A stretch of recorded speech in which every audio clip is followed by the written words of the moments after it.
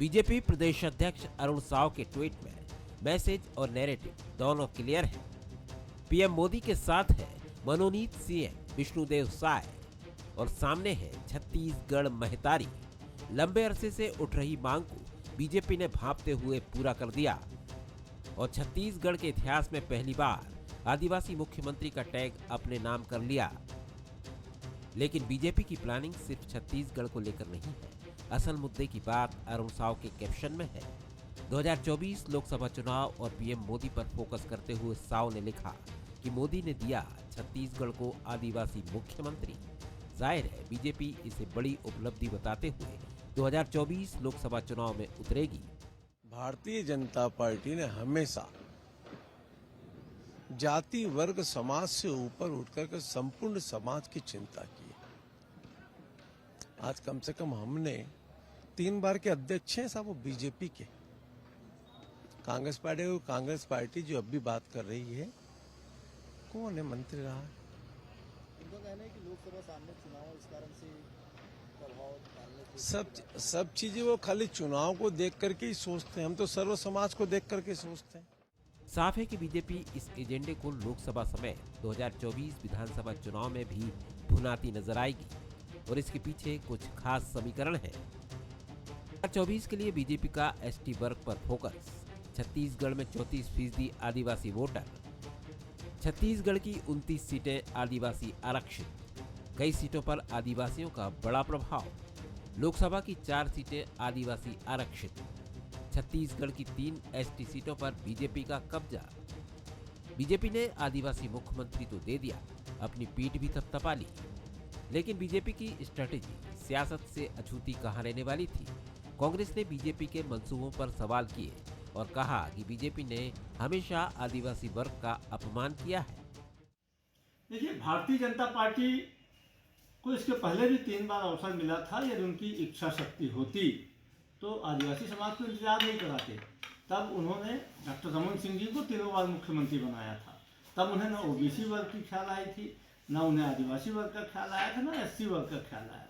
अब राजनीतिक मजबूरी बस उन्होंने विष्णुदेव साय जी को मुख्यमंत्री बनाया है।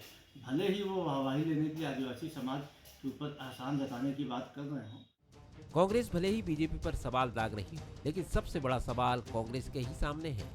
बीजेपी ने 3 राज्यों की सरकार में जातिगत बैलेंस बनाकर कांग्रेस के ओबीसी एजेंडे और जातिगत जनगणना को धूल चटाई है। तो अब 2024 में कांग्रेस किस एजेंडे के साथ चुनाव मैदान में उतरने वाली है? कुलेश्वर पांडे, बंसल न्यूज, रायपुर। तो राजनीतिक दल जब भी कोई गोल डिसाइड करते हैं या फिर लक्ष्य निर्धारित करते हैं तो बहुत दूरी तक सोच के करते हैं। जी हाँ, 1 चुनाव या 2 चुनाव नहीं, बल्कि आने वाले समय के कई चुनावों को लेकर वो अपना लक्ष्य निर्धारित करते हैं और साथ ही साथ कोई 1-2 साल के लिए नहीं, बल्कि 8 और 10 सालों के लिए उनका लक्ष्य निर्धारित होता है। बीजेपी के मैसेज तो यही कहते हैं, किस तरह का वो नैरेटिव देते हैं वो भी ये सब कुछ कहता है कि एक विधानसभा चुनाव तो केवल उनका निशाना है, उनकी जो नज़र है वो लोकसभा चुनाव की तरफ है। नमस्कार, मैं हूं ललित और हमारा आज का मुद्दा है साय साधेंगे समीकरण। जी हाँ, 2024 चुनाव से पहले विष्णुदेव साय को सीएम बनाकर बीजेपी ने प्रदेश ही नहीं बल्कि पूरे देश को एक बड़ा मैसेज दिया है जो आने वाले लोकसभा चुनाव में गेम चेंजर साबित हो सकता है। तो वहीं बीजेपी की नजर छत्तीसगढ़ियावाद पर भी है, जिसे कांग्रेस की भूपेश बघेल सरकार ने जोर शोर से उठाया था, आपको तो पता ही होगा। तो क्या बीजेपी कमंडल से लेकर तो मंडल तक हर एक समीकरण को 2024 से पहले साध लेना चाहती है? चलिए आज इसी मुद्दे पर हम चर्चा करेंगे और हमारे साथ जो मेहमान हैं उनसे आपका परिचय करवा दें। प्रवीण साहू हमारे साथ जुड़ गए हैं, मीडिया पैनलिस्ट हैं छत्तीसगढ़ बीजेपी के। प्रवीण जी, आपका बहुत बहुत स्वागत करते हैं बंसल न्यूज पर। नितिन भंसाली जी हैं, प्रवक्ता हैं छत्तीसगढ़ कांग्रेस के। नितिन जी, आपका भी बहुत बहुत स्वागत करते हैं। और हमारे साथ हमेशा की तरह वरिष्ठ पत्रकार राम अवतार तिवारी जी हैं। इनके अनुभव का लाभ लेंगे और उनसे सबसे पहला सवाल भी मैं इन्हीं के से शुरू करना चाहूँगा। तिवारी जी, देखिए, एक प्रकार से एक नैरेटिव सेट कर दिया है बीजेपी ने। कांग्रेस भी अपनी तरफ से कुछ ना कुछ कोशिश ज़रूर कर रही होगी, लेकिन अब जब चुनाव संपन्न हो गए, बीजेपी जीत चुकी है, इसके बाद सीएम भी अनाउंस हो गया, ऐसे में आपको क्या लगता है आने वाले कुछ सालों तक, कुछ समय तक बीजेपी क्या इसी रणनीति को अपनाती रहेगी और कांग्रेस किस तरह के विकल्प को आजमाएगी, क्या कहता है आपका गणित? ललित जी, छत्तीसगढ़ में जो मुख्यमंत्री की घोषणा की गई है, आदिवासी मुख्यमंत्री की, इसके पीछे भाजपा की सधी हुई रणनीति है। उसके कई ऐसे कारण हैं। पहले कि आदिवासी वर्ग को साधने की कोशिश लंबे समय से भाजपा कर रही है, आरएसएस कर रही है, परंतु कहीं न कहीं आरएसएस के इस मुहिम में जिस तरह से आदिवासी शामिल हो जाएं, वो नहीं हो पाते, ऐसे उदाहरण आए हैं। आदिवासी वर्ग आज भी कांग्रेस के साथ बहुतायत स्थिति में है, कुछ परिणामों को छोड़कर। पहली बात। दूसरी बात, आदिवासी वर्ग देश भर में है और ये माना जाता है कि पूरे भारत में आज भाजपा का डंका बज रहा है। एक भी सीएम आदिवासी नहीं थे, इसलिए आदिवासी बनाया गया। साय जी जो थे, उनकी पृष्ठभूमि बहुत गजब है। उनके दादा और परिवार संघ की पृष्ठभूमि के हैं। पिछले 50 सालों से वो संघ और भाजपा की राजनीति कर रहे हैं और निर्वाचित हो रहे हैं और बेहद सज्जन, सरल, सौम्य हैं। इसलिए बनाया गया। इसलिए भी बनाया गया कि सरगुजा में एक तरफा जीत हुई है, जहां से वो आते हैं, लंबे समय से प्रतिनिधित्व करते हैं और सरगुजा में भाजपा अपनी बेहतर संभावना कल के रूप में देखती है। तो एक जिन वर्गों को वो साधने की कोशिश, जिस क्षेत्र को साधने की कोशिश कर रही है, उसको प्रतिनिधित्व देने की कोशिश इसके जरिए कर रही है। दूसरा, जिस वर्ग को भूपेश बघेल जी छत्तीसगढ़ियावाद, छत्तीसगढ़िया व्यक्ति, उसके महत्व की बात जो कर रहे थे, उसके इतर जाना, अलग जाना एक असंभव था भाजपा को। इसलिए भाजपा ने उनके नेतृत्व में ये टीम बनाई है। उसे इससे वरिष्ठ, सबसे वरिष्ठ हैं आज, कई बार के सांसद, कई बार के विधायक, सरपंच से लेकर राजनीति शुरू की। तो ऐसे जो व्यक्तित्व हैं, उनको नया नेतृत्व देने की कोशिश की गई है छत्तीसगढ़ में। भाजपा एक तरह से नई पीढ़ी, जो बहुत पुरानी पीढ़ी को छोड़कर एक नई पौध, नई टीम तैयार करने के हिसाब से, हर वर्ग को, छत्तीसगढ़ को आदिवासी इलाका माना जाता है। उस आदिवासी इलाके को प्रतिनिधित्व की मांग समय समय पर उठती है। उन मांग पहले भी उठी है और पहले भी अपनी उपेक्षा के आरोप यह वर्ग लगाता रहा है। और इन वर्गों के, इन क्षेत्रों में जिस गति से विकास होना चाहिए छत्तीसगढ़ राज्य बनने के बाद, कहीं कहीं अभी तक पूरा नहीं हुआ है। वो डेवलपमेंट नहीं देखा गया। आकांक्षाओं को देखते, एक रणनीति को देखते हुए यह घोषणा की गई है, ऐसा लगता है। जी, चलिए अब राजनीतिक मेहमानों का भी रुख करता हूं। प्रवीण साहू हमारे साथ हैं, छत्तीसगढ़ बीजेपी के मीडिया पैनलिस्ट हैं। प्रवीण जी, देखिए, ये लगातार कहा जाता रहा है कि छत्तीसगढ़ में आदिवासी बहुल है और आदिवासियों को मनाने में बीजेपी अब तक नाकामयाब रही। जहां जहां रही है उसको नुकसान झेलना पड़ा। इस बार आपने आदिवासी सीएम बनाकर क्या केवल छत्तीसगढ़ साधने की कोशिश की या फिर पूरे देश भर में आपने ये संदेश दिया है? देखिए, सबसे पहले मैं भारत माता की जय कहूंगा। जय छत्तीसगढ़। आपके सामाजिक चैनल के सभी दर्शकों को नमस्कार, प्रणाम, और साथ ही पैनलिस्ट और प्रवक्ताओं का भी नमस्कार, आपको नमस्कार। देखिए, मैं कहना चाहता हूं कि केवल इस राज्य की बात नहीं करें, पूरे भारतवर्ष में भारतीय जनता पार्टी ने प्रत्येक वर्ग के लिए काम किया है, चाहे वो किसी भी धर्म की हो या किसी भी समुदाय विशेष का हो। देखिए, धर्म विशेष या समुदाय विशेष की राजनीति हम नहीं करते, हम सबको लेकर चलने वाली पार्टी है। इसलिए चाहे आदिवासी वर्ग की बात करें या ओबीसी वर्ग की बात करें, हम वर्ग विशेष की बात नहीं करते हैं, हम सभी की बात करते हैं, चाहे वो आदिवासी हो या कोई भी हो। लेकिन जिस प्रकार कांग्रेस की रीति नीति रही है, देश को जातियों में बांटने की बात करें, जो इनका प्रयास था वो असफल रहा। जिस प्रकार अपने काम को गिनाने को छोड़कर प्रदेश के सहित पूरे देश को जातीय जनगणना के माध्यम से तोड़ने का प्रयास जो उन्होंने किया वो असफल हुआ। लेकिन देश की जनता ने देखा कि एकजुट करने का कोई काम करती है इस देश को तो केवल भारतीय जनता पार्टी है। इसलिए पूर्ण बहुमत के साथ तीनों राज्यों में भारतीय जनता पार्टी की सरकार बनी है और सुशासन का काल दोबारा वापस आ चुका है। और कल पूरा प्रदेश देखेगा कि इस प्रकार सुशासन की गरिमा जो है उसको बनाई जाती है और सुशासन की गरिमा को बढ़ाते हैं, विकास की गाथा को हम गढ़ने वाले हैं। प्रत्येक वर्ग का विकास होगा। ये कहना गलत होगा कि केवल आदिवासी चेहरे को हमने प्रतिनिधित्व का अवसर दिया है। प्रत्येक कार्यकर्ता अपने आप में अनुभूति कर रहा है कि वह सीएम है, क्योंकि ये भारतीय जनता पार्टी है। प्रत्येक कार्यकर्ता चाहे दायित्व कोई भी हो, बार-बार कह रहा हूं, वह अपने अंदर ये भाव लेकर चलता है कि राष्ट्र हित में, राष्ट्र के समर्पण में उसकी महती भूमिका हो। देखिए, कोई व्यक्ति मुख्यमंत्री बन सकता है, कोई मंत्री बन सकता है, लेकिन प्रत्येक भारतीय जनता पार्टी का कार्यकर्ता जानता है कि राष्ट्र हित में उसकी महत्वपूर्ण भूमिका है। इसलिए वो प्रत्येक वर्ग को लेकर चलने वाला व्यक्ति है। धर्म विशेष की राजनीति तो केवल कांग्रेस करती है। इसलिए जब 2014 में सत्ता से बाहर गए थे तो इन्हीं के केंद्रीय आलाकमान के नेता ने कहा था कि कांग्रेस की हार के प्रमुख कारण यह है कि ए.के. एंटनी जी ने कहा था कि ये लोग प्रो माइनॉरिटी हो चुके हैं और एंटी मेजॉरिटी हो चुके हैं। तो जातीय और धर्म की लड़ाई केवल कांग्रेस करवाती है। जी नितिन जी, क्या कहेंगे? क्योंकि देखिए, आप आदिवासी मुख्यमंत्री की मांग उठती रही है, आप भी उठाते रहे, लेकिन इतिहास लिखा जाएगा तो यही कहेगा कि जो पहला आदिवासी मुख्यमंत्री दिया वो बीजेपी ने दिया। आप क्या कहेंगे? इसके बावजूद आप उनकी मंशा पर सवाल अभी भी खड़े कर रहे हैं? देखिए, सबसे पहले तो प्रदेश के नवनिर्वाचित मुख्यमंत्री विष्णुदेव साय जी को मैं बधाई देता हूं। इस प्रदेश के मुख्यमंत्री हैं और साथ ही उनके कल गठन होने वाले मंत्रिमंडल को भी अग्रिम शुभकामनाएं देता हूं। देखिए, ये 15 साल सत्ता में रहे। 15 साल में इनको कभी ये ख्याल में नहीं आया कि कितने ओबीसी चुनाव जीते हैं या कितने आदिवासी चुनाव जीते। ये राजनीतिक लाभ के लिए हमेशा निर्णय लेते हैं। इनके हर निर्णय के पीछे राजनीतिक लाभ होता है। ये कह रहे थे कि अभी जाति और धर्म, तो पूरा देश जानता है कि जाति, धर्म, बंटवारे, इन सब के नाम पर राजनीति कौन करता है? भारतीय जनता पार्टी करती है। ठीक है, जनता ने जनादेश छत्तीसगढ़ में कांग्रेस को नहीं दिया है, भारतीय जनता पार्टी को दिया है।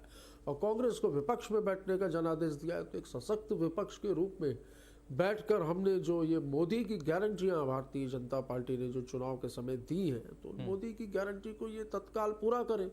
मैं तो आशा करता हूं कि विष्णुदेव साय जी कल शपथ लेते ही जिन बातों पर उन्होंने वोट लिए हैं उन बातों को पूरा करें। नहीं तो विपक्ष कमजोर नहीं है छत्तीसगढ़ में।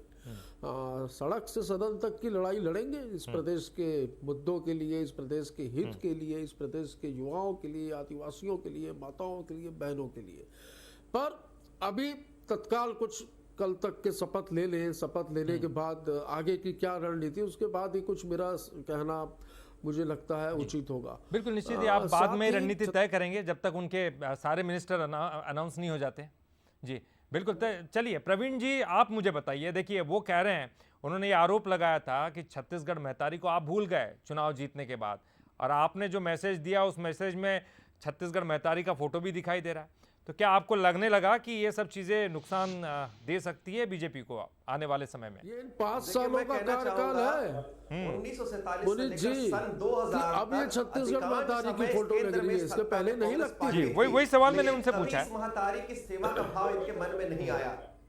जी वही मैं कह रहा हूं कि इस राज्य को भारतीय जनता पार्टी ने बनाया है और हम ही संभालेंगे। इस राज्य के प्रति घृणा का भाव कांग्रेस पार्टी का रहा है। इसलिए चाहे 2000 से लेकर 2003 का कार्यकाल देख ले या वर्तमान में पिछले 5 वर्ष का कार्यकाल देख ले, केवल इस प्रदेश को लूटने का काम किया है। लेकिन जनता जानती है कि पिछले 15 वर्षों में भारतीय जनता पार्टी की जब सेवा काल था तब प्रदेश ने विकास की गाथा को देखा था। उस विकास की गंगा को किसी ने रोकने का काम किया तो कांग्रेस पार्टी ने काम किया।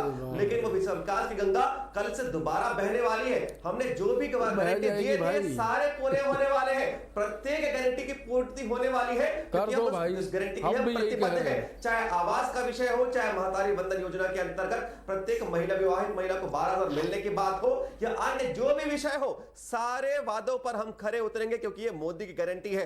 मैं आपको आश्वस्त करता हूं क्योंकि हमारे नेतृत्व ने पहले ही कहा था कि जैसे ही इस कैबिनेट की पहली बैठक होगी सर्वप्रथम आवास स्वीकृत किया जाएगा। और तो और वित्त डेट दोबारा बताता हूं इस प्रदेश की जनता को 3100 रुपए प्रति क्विंटल के माध्यम से 2 साल के बोनस के साथ 25 दिसंबर को एक मुफ्त भुगतान धान का मिलेगा। जो कांग्रेस पार्टी कह रही थी कि 2 साल का बोनस देंगे, 5 साल तक बोनस की याद नहीं आई। इसलिए जनादेश के माध्यम से जनता ने उनको बाहर का रास्ता दिखा दिया। लेकिन हमने वादा किया था, उस वादे की हम पूर्ति 25 दिसंबर को करेंगे। आप वादे की पूर्ति करने वाले हैं।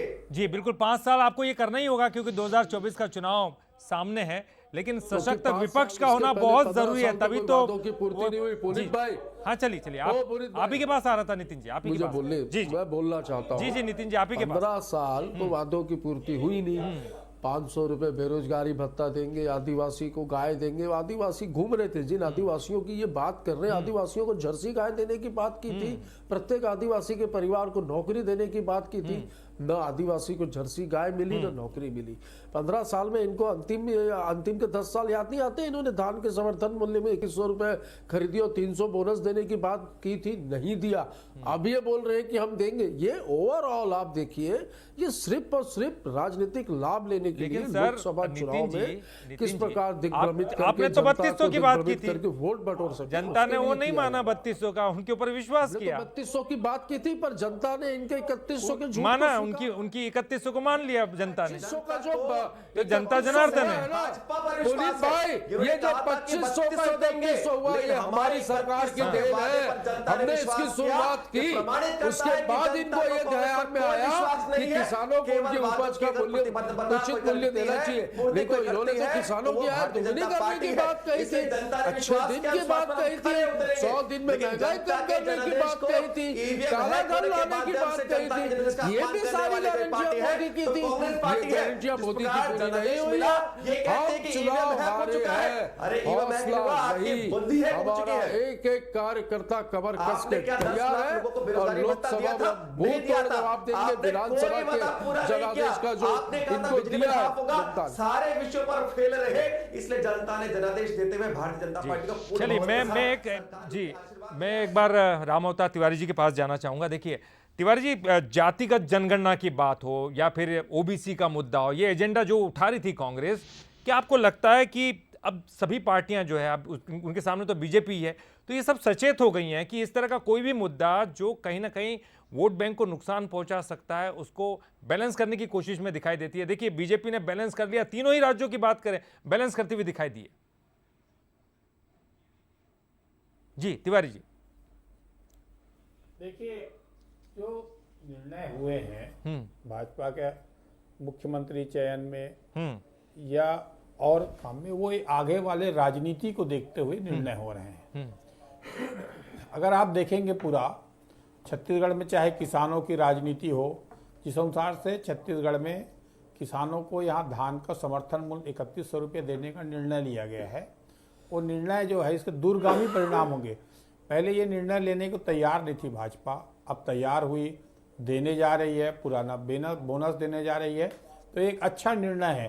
किसानों के हितों पर, किसान जो सामान्य वर्ग है, किसान जो है, गरीब है, उसके उपज का अच्छा मूल्य देने की कोशिश हुई है, इसका स्वागत होना चाहिए।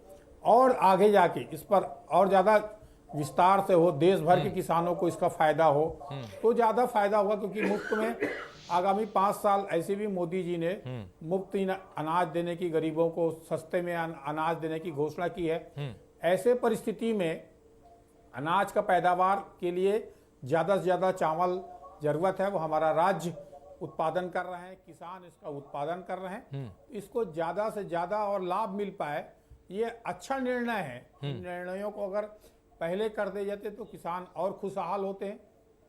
जी बिल्कुल, आप कह रहे हैं कि पहले निर्णय अगर ऐसे हो जाते तो जो है किसान खुशहाल होते। देखिए प्रवीण जी, आपके सामने लक्ष्य बहुत बड़ा है, चुनौतियां तो कम नहीं है, और एक मजबूत विपक्ष की बात ही, कांग्रेस भी यहाँ मजबूती से खूंटा गाड़ती हुई दिखाई देगी, क्योंकि पिछले 5 साल तो उन्हीं के थे। बहुत सारे मुद्दे उनके इर्द गिर्द भटकते हुए दिखाई देंगे, तो आपको हर जगह कैच करने की कोशिश करेंगे, क्योंकि 2024 का चुनाव भी है। आप उस चुनौती को किस तरह से देखते हैं, क्योंकि आने वाला वक्त इतना आसान नहीं होने वाला है?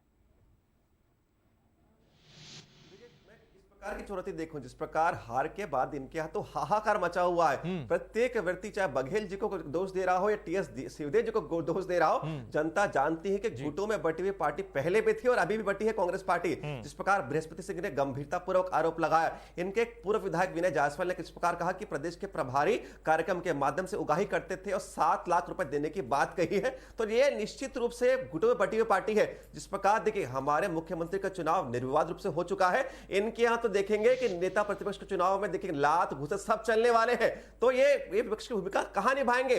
पहले तो आपस में लड़ेंगे कि नेता प्रतिपक्ष को हो, पहले तय कर लीजिए। लेकिन मैं आपको बताना चाहता हूं कि इस प्रदेश को विपक्ष की भूमिका की आवश्यकता नहीं है, क्योंकि जो हमारा मंत्रिमंडल है वो सचेत रूप से अच्छा काम करेगा, और जो विधायक जो है जो नहीं सर, लोकतंत्र में तो विपक्ष की भूमिका बहुत अहम है सर।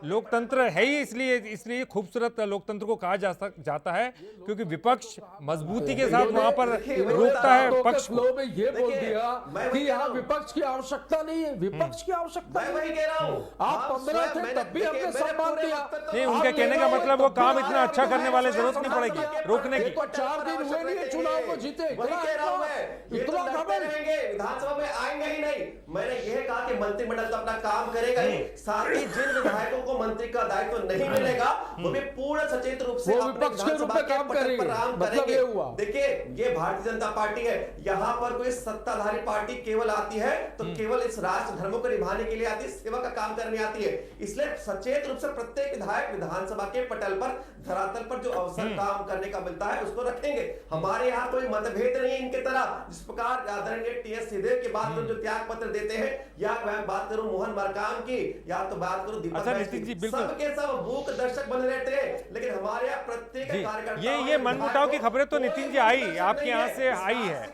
इसमें तो आप नकार नहीं सकते। हारने के बाद थोड़ा निराशा का दौर रहता, लेकिन ये मनमुटाव तो हमने देखा है किस तरह के आरोप कुमारी शैलजा पर भी लगाए गए, साथ ही आरोप लगाए गए। इनको आप कैसे निपटेंगे? इनसे पहली तो ये चुनौती है आपके लिए, आपको इसको मैं मानने में परहेज नहीं होना चाहिए। अगर ये चुनौती है तो कैसे निपटेंगे? और दूसरी बात, आपके सामने सबसे बड़ा पद है नेता प्रतिपक्ष का, उसका निर्धारण कैसे करेंगे? क्योंकि आप आदिवासी मुख्यमंत्री हो गया, क्या नेता प्रतिपक्ष ओबीसी से होगा? देखिए नेता प्रतिपक्ष कौन होगा इसकी चयन की प्रक्रिया, मेरा इशारा चरणदास महंत की तरफ भी है। बहुत जल्द मैं अधिकृत नहीं हूँ घोषणा करने के, वो उसका एक प्रोसेस है, उस प्रोसेस में 2-3 दिन में नेता प्रतिपक्ष की घोषणा भी हो जाएगी कांग्रेस पार्टी से। दलेश्वर साहू जी है, उमेश पटेल जी है, हमारे बीच में क्या चल रहा है इसकी चिंता करने की आवश्यकता भारतीय जनता पार्टी को नहीं है। जो भी निर्णय होगा अच्छा होगा, मुस्तैदी से लड़ेंगे, डट कर विधानसभा में काम करेंगे। इन्होंने तो विपक्षी नहीं होना चाहिए बोल दिया, तो लोग बिल्कुल नहीं कहा, मैंने कहा को मानते ही नहीं भैया, वो लड़ेगा, ये कह रहा हूं मैं। आप निराशा का देखिए स्वभाव ऐसा देखिए कि मेरे वक्त इन्होंने बोला कि यार विपक्ष की आवश्यकता मैं आपकी निराशा को समझ सकता हूं नितिन जी, विपक्ष रहेगा, विपक्ष लड़ेगा, विपक्ष अपनी आवाज उठाएगा, और ये बात आप मान के चलिए कि ये विधानसभा हार का बदला हम इस छत्तीसगढ़ में लोकसभा में लेंगे। और जिस गारंटी की बात कर रहे हैं, ये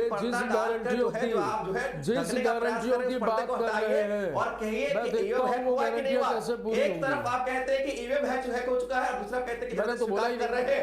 पहले आपने क्लियर कर लीजिए, खुद ही बोल रहे हैं सर। विधानसभा तो खत्म हो गया, अब लोकसभा का ध्यान रखना है आपको। 4 में से 3 सीटें उनके पास है जो आदिवासी वर्ग की है। संचार विभाग के अध्यक्ष स्वयं कहते हैं अभी 4 में से 3 सीटें बीजेपी के पास है सर। ये प्रमाणित हो चुका है कि कांग्रेस पार्टी टुकड़ों में बटी हुई पार्टी है।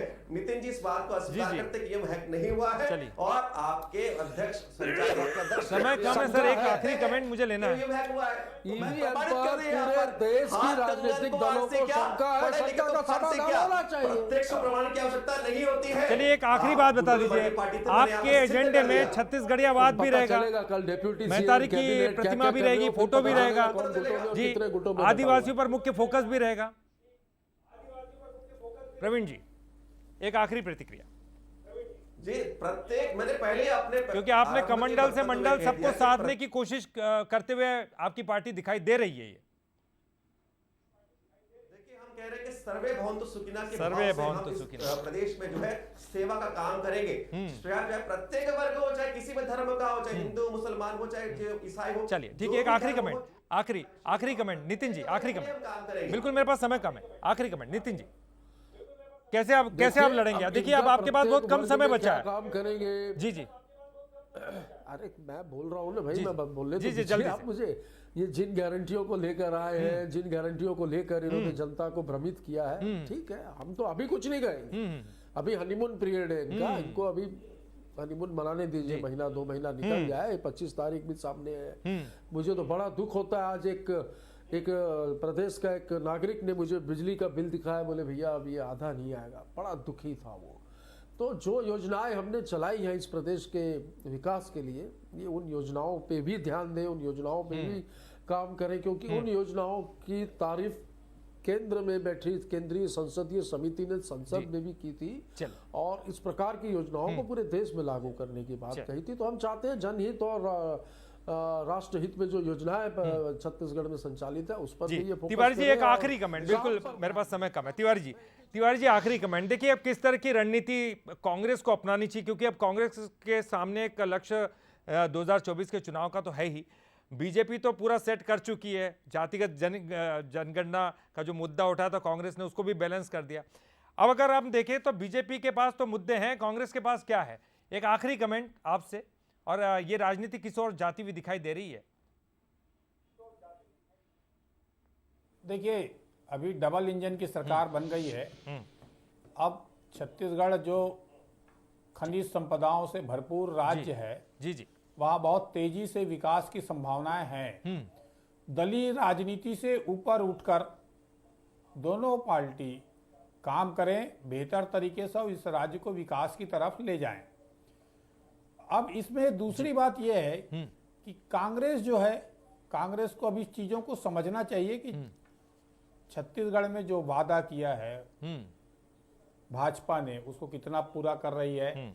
उसको निगाह, विपक्ष का काम ही है लोकतंत्र में निगाह रखना। बिल्कुल छाया मंत्रिमंडल माना जाता है विपक्ष को, तो वो निगाह रखे कि जनता के हितों पर किस तरह काम कर रहे हैं। अगर जनता के हित में काम नहीं कर पा रही भाजपा सरकार, चलिए बिल्कुल, मेरे पास समय उतना ही था। तिवारी जी बहुत बहुत शुक्रिया, प्रवीण जी बहुत बहुत शुक्रिया, नितिन जी आपका भी बहुत बहुत शुक्रिया।